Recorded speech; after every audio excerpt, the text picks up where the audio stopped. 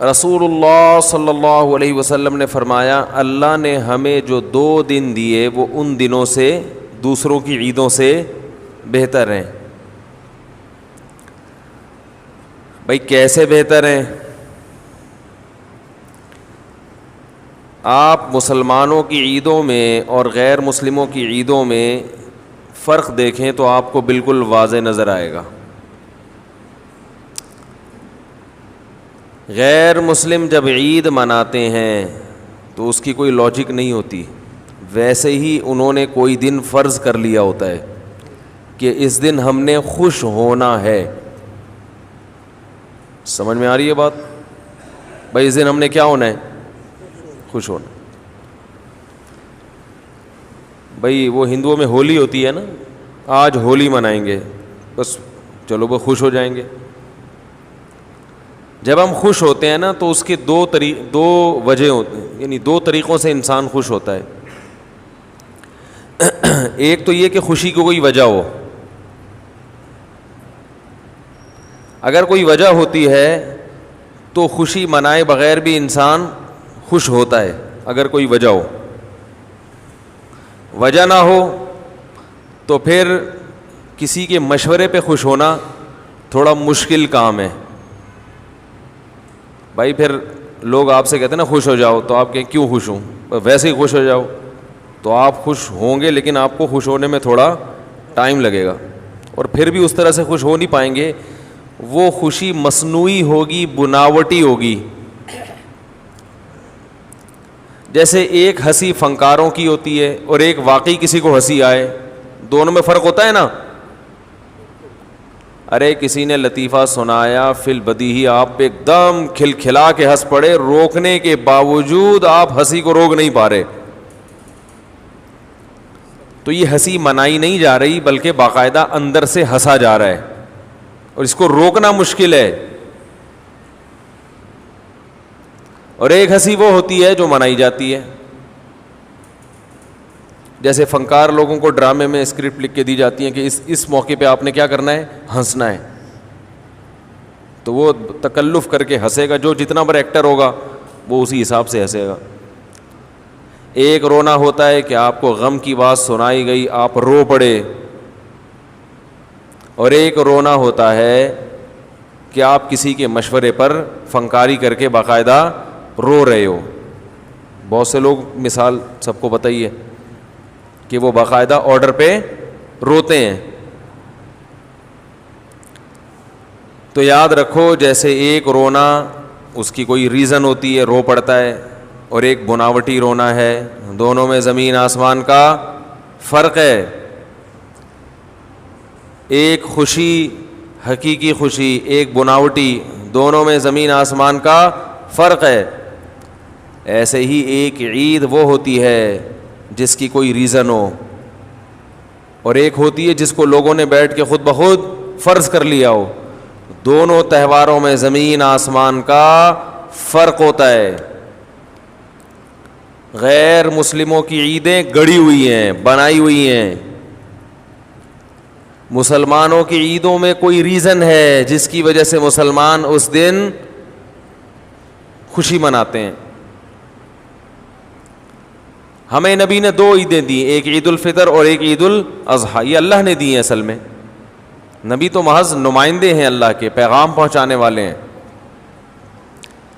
عید الفطر میں کس بات کی خوشی ہے؟ اب یہ جو مسلمان قربانی کر رہے ہیں، بتاؤ کروڑوں اربوں روپے اڑا رہے ہیں کہ نہیں اڑا رہے؟ کس پہ اڑا رہے ہیں؟ اپنی ذات پہ. اپنے لیے اگر گوشت کھانے کے لیے قربانی کرے انسان تو اتنا مہنگا جانور مارکیٹ سے لینے کی ضرورت نہیں ہے. صرف گوشت اپنے چٹخارے کے لیے کوئی کر رہا ہو نا قربانی، تو اتنا مہنگا جانور نہیں خریدے گا. وہ یہ سستا قصائی سے آپ کو کئی گنا زیادہ سستا مل جائے گا. یہ تو غریبوں کا پیٹ بھرا جاتا ہے اس سے، اللہ کو خوش کیا جاتا ہے. اتنا تو دنیا میں کوئی غیر مسلم اپنے تہوار پہ پیسہ خرچ نہیں کرتے. اور دیکھو ان کے ہاں جو پیسہ خرچ ہوتا ہے نا تہواروں پہ، وہ عیاشیوں پہ ہوتا ہے، شراب کباب پہ، لڑکیوں پہ، زنا پہ. اسلام میں جو 2 عیدیں اللہ نے دی ہیں ان میں عیاشیوں پہ پیسہ خرچ نہیں ہوتا. عید الفطر میں فطرانے نکلتے ہیں غریبوں کے لیے, خوش ہو کے بھی غریبوں کو کھلا رہے ہیں, ٹینشن میں بھی غریبوں کو کھلا رہے ہیں بھائی. کوئی پریشانی آ گئی تو کہتے ہیں نا صدقہ کرو صدقہ, بلائیں ٹلیں. کہ غیر مسلموں کی جو عیدیں ہیں ان میں وہ خوش ہوتے ہیں, حالانکہ خوش ہونے کی کوئی معقول وجہ موجود نہیں ہوتی, ویسے ہی سیلیبریٹ کر رہے ہوتے ہیں. آج 25 دسمبر ہے تو خوش ہو, کیوں ہو بھائی, کوئی وجہ نہیں سمجھ میں آئی آج تک. وہ کہتے ہیں حضرت عیسیٰ پیدا ہوئے تھے تو ہو گئے تھے نا, اب تو چلے گئے نا دنیا سے, اب دوبارہ اگر پیدا ہونے کا چانس ہو یا ہو رہے ہوں تو چلو بات بھی ہے. وہ تو تھے, وہ دن تو گزر گیا, وہ 25 دسمبر کا. جبکہ مسلمان جو خوشی مناتا ہے سچی مچی کی ہوتی ہے, اور اس میں دونوں وجہ, روحانی بھی اور جسمانی بھی. عید الفطر کس بات کی خوشی ہے؟ 1 مہینہ رمضان کے روزے رکھنے کی اللہ نے توفیق عطا فرما دی. یہ معمولی عبادت نہیں ہے. عام دنوں میں 1 روزہ رکھ کے آدمی چکرا جاتا ہے.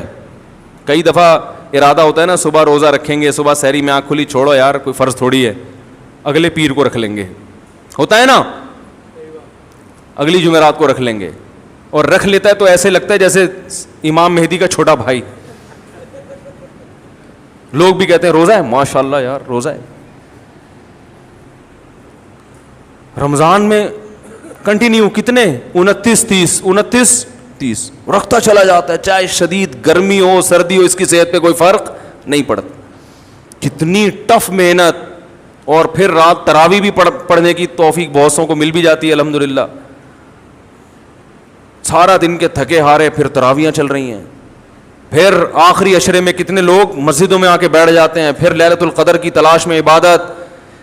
کیسا ہی گناہگار سے گناہگار مسلمانوں, کچھ نہ کچھ تو چینجنگ رمضان میں آ ہی جاتی ہے. عام مہینوں کی نسبت رمضان نسبتاً اچھا گزر جاتا ہے. تو جب رمضان ختم ہوتا ہے, چاند نظر آتا ہے, ایک عجیب روحانی خوشی محسوس ہوتی ہے. لِتُكَبِّرُوا اللَّهَ عَلَى مَا هَدَاكُمْ, اللہ فرماتے ہیں تم اللہ کی کبریائی بیان کرو اس کی وجہ سے جو اس نے تمہیں نیک اعمال کی توفیق عطا فرمائی. خوشی ہوتی ہے اللہ تمیز سے رمضان گزر گیا, روزے رکھنے کی توفیق تو نے ہمیں دے دی, عبادت کی توفیق تو نے. یہ روحانی خوشی عید کے دن ہوتی ہے. اگر یہ دن خوشی کا شریعت نہ بھی بناتی تو بھی خوشی ہو رہی ہوتی. اور دوسری خوشی ہوتی ہے جسمانی.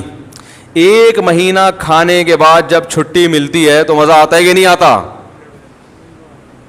میں عید الفطر والے دن پٹھان ہوٹل کے 2 پراٹھے صبح ناشتے میں لازمی کھاتا ہوں.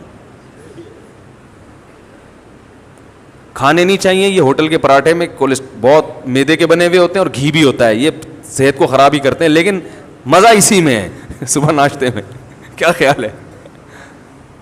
وہ لال آٹا جو ہے نا فائبر والا, صحت کے لیے بہت مفید ہے, لیکن پراٹھے میں مزہ. تو ہم کہتے ہیں آج عید کا دن ہے, طبیعت سے کیا کرو, پھوڑ دو. ویسے بھی کولیسٹرول اتنا کم ہو چکا ہوتا ہے رمضان میں کہ اگر وہ چند دن کچھ پراٹھے کھا لو تو وہ کمی پوری ہوتی ہے, ٹھیک ہے نا, نقصان نہیں دیتا. ہمارے نبی عید الفطر میں صبح اٹھ کے کچھ تناول کرتے تھے, پھر عید کی نماز پڑھنے آتے تھے. حالانکہ ہمارے نبی کھانے پینے پہ حریص نہیں تھے, پھر بھی صبح اٹھ کے کھاتے تھے, یہ بتانے کے لیے کہ آج ہمارا روزہ نہیں ہے, آج ہم کھائیں گے. تو روحانی خوشی بھی ہے اور جسمانی بھی. 1 مہینہ کسی غیر مسلم کو بولو بھوکا رہ کے دکھاؤ, پھر تمہیں جب چھٹی ملے گی نا دیکھو کیسا مزہ آتا ہے. اور کئی دنوں تک یہ احساس رہتا ہے, کوئی چیز کھانے کی سامنے آتی ہے, ایک احساس ہوتا ہے روزہ ہے, پھر پتہ چل نہیں روزہ نہیں ہے, کھا لو.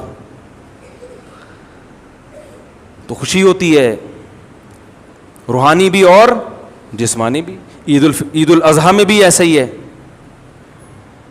ایک روحانی خوشی عید الاضحیٰ کی, وہ خوشی یہ ہے کہ اللہ کے انتہائی محبوب خلیل اللہ جو ہر قربانی میں ہر آزمائش میں پورے اترے, اپنے معصوم بیٹے کو ذبح ہونے کے لیے لٹا دیا. اللہ کو یہ عمل اتنا پسند آیا کہ اللہ نے کہا کہ میرے خلیل کی محبت میں اس جانور کو ذبح کرو جو دنیا میں سب سے قیمتی سمجھے جاتے ہیں. دنیا میں خوراک میں سب سے لذیذ اور قیمتی خوراک گوشت سمجھی جاتی ہے. تبھی دنیا میں ہر دعوت میں گوشت کھلایا جاتا ہے, سبزی اور دالوں پہ نہیں ٹرکھایا جاتا. چاہے غیر مسلم ہو یا مسلم, دعوت کا لازمی جز گوشت ہے. آپ نے بیٹے کا ولیمہ کیا, بہترین قسم کے دال چاول پکایا آپ نے, اور اچار اور رائتا اور تمام لوازمات کے ساتھ, لوگ دوبارہ آپ کے کسی بچے کے ولیمے پہ نہیں آئیں گے. کیا خیال ہے؟ ہر لذیذ کھانے کا بنیادی عنصر کیا ہے؟ گوشت. پہلی بات تو یہ کہ انسان کی بنیادی ضرورت ہے کھانا پینا. اللہ نے کھانے پینے کی چیز کو ہلاک کرنے کا حکم دیا, جو سب سے بنیادی ضرورت کی چیز ہے. نمبر 2, کھانے میں بھی گوشت, اور گوشت میں بھی یہ 4 جانور ہیں جن کا گوشت پوری دنیا میں سب سے زیادہ کھایا جاتا ہے, لہذا یہ سب سے قیمتی مال ہے کھانے کے لحاظ. اونٹ, گائے, دمبا اور بکری پوری دنیا میں سب سے زیادہ کھایا جاتا ہے. لذت میں بھی سب سے زیادہ, صحت کے لیے مفید بھی سب سے زیادہ. یہ جو گائے نقصان دیتی ہے نا, یہ وہ کی وجہ یہ ہے کہ ایکسرسائز نہیں, کھا رہے ہیں گائے, حرکتیں جو ہے وہ, یعنی وہ گوشت کھا رہے ہیں مگر حرکتیں گوشت خور جانوروں جیسی نہیں ہے نا. بھائی شیر گوشت کھاتا ہے تو حرکتیں بھی تو شیر جیسی ہوتی ہے نا, اس کی جھپٹنا پلٹنا. آپ گوشت کھا رہے ہو اور زندگی لائف بکری جیسی, بیٹھ کے ہر وقت جگالی کرتے رہتے ہو, تو پھر وہ تو بات نہیں بنے گی نا. گوشت ان کو کھانا چاہیے جن کی ایکٹیویٹیز بھی کیسی ہوں, ان جانوروں جیسی ہیں جو گوشت خور ہیں. تو اللہ تعالیٰ نے جو سب سے مہنگے جانور تھے, یعنی اوور آل خوراک کے لحاظ سے, ان کو کاٹنے کا حکم دیا کہ یہ نفیس جانور ہیں, پالے بھی سب سے زیادہ جاتے ہیں, فائدے مند بھی سب سے زیادہ ہیں, ان کو اللہ کی راہ میں کاٹنا شروع کرو. اب دنیا چیختی ہے مسلمان کیا کر رہے ہیں, کیا ہو گیا بھائی؟ ایک ہی دن میں اتنا مال مسلمان ہلاک کر دیتے ہیں. ہمیں روحانی خوشی ہوتی ہے کہ ابراہیم تو اپنے بیٹے کو کاٹنے پر آمادہ ہو گئے تھے. اللہ اگر یہ قربانی قبول کر کے ہمیں بھی ابراہیم علیہ السلام کی صفوں میں کھڑا کر لے تو یہ مہنگا سودا نہیں ہے. بھی ان کی نقل اتارنے والوں میں اگر شمار کر لے تو ہمارے لیے روحانی طور پر خوش ہونے کے لیے اتنا کافی ہے. لوگ کہتے ہیں نا, یہ لبرل لوگ اور مذہب مخالف لوگ بہت مذاق اڑاتے ہیں قربانی کا, کہ کیا ایک دن میں اتنا مال مسلمان ہلاک کر دیتے ہیں, یہ پورے سال اسٹور ہوتا تو بڑا فائدہ ہوتا, غریبوں کو یہ ملتا, فلانا ملتا, گوشت مہنگا ہو جاتا ہے, یہ ہو جاتا ہے, وہ ہو جاتا ہے. ہم کہتے ہیں بھائی یہ پیدا کس نے کیا؟ اللہ نے. یہ تو اللہ نے ہمیں کھانے کی اجازت دیتی, نہ دیتا اجازت تو ہم کاٹ کاٹ کے جلا دیتے, ان کو جلا دیتے ہم ان کو. اور مینا میں جلائے جاتے ہیں بہت سے جانور. حاجی اتنا جانور کاٹتا ہے وہاں پہ, وہاں سب جانوروں کو ٹھکانے لگانا ممکن نہیں ہوتا. ہمارے نبی نے 100 اونٹ نہر کیے, 100 اونٹ. 100 اونٹوں کو کاٹنے کا کوئی لاجک بنتی ہے؟ اللہ نے کہا میں نے پیدا کیا نا, نہیں ختم ہوں گے, مر نہیں, دل بڑا رکھ, کاٹ دے. یہودی کیلکولیٹر لے کے بیٹھا, اتنے کٹ گئے, اتنے رہ گئے, یہ کیسے ہوگا؟ اللہ کہتے ہیں میں ہوں نا, میں نے پیدا کیا نا. ابراہیم نے اپنے بیٹے کو کاٹا, کٹا کیا؟ اسی بیٹے کی نسل میں سب سے زیادہ برکت ہوئی ہے, اسی بیٹے کی نسل میں محمد صلی اللہ علیہ وسلم پیدا ہوئے, اور سب سے زیادہ برکت اللہ نے اسی بیٹے کی نسل میں رکھی. آج دنیا میں کوئی قوم اتنی بڑی نہیں ہے جتنے اہل بیت ہیں, سادات ہیں, سیدوں کی تعداد بہت زیادہ, کیونکہ ہمارے نبی کے بیٹی, پھر ان کو اللہ نے حسن اور حسین دیے. حضرت حسن اور حسین کی جو نسل بڑی ہے, بہت اللہ نے برکت دی ہے اس میں.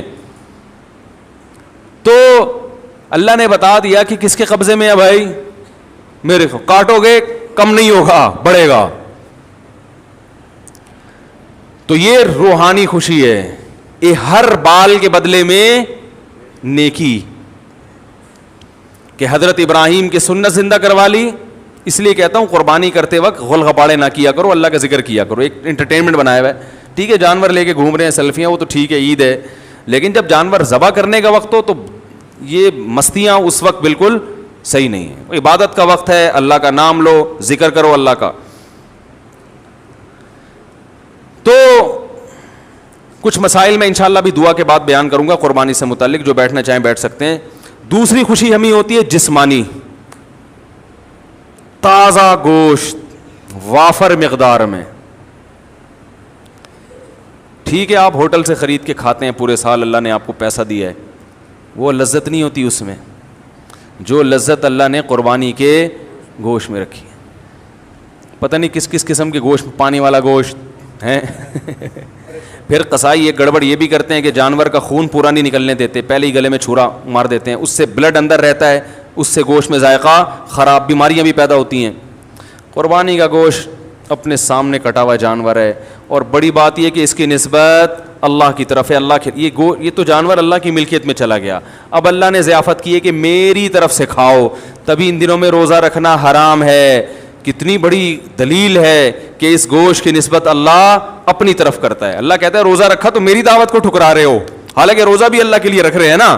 اللہ کہتے ہیں میرے لیے بھی روزہ رکھنے کی اجازت نہیں ہے. یہ تو بڑا جرم ہے کہ جو تمہاری دعوت کر رہا ہے اسی کے لیے تم نے روزہ رکھ لیا.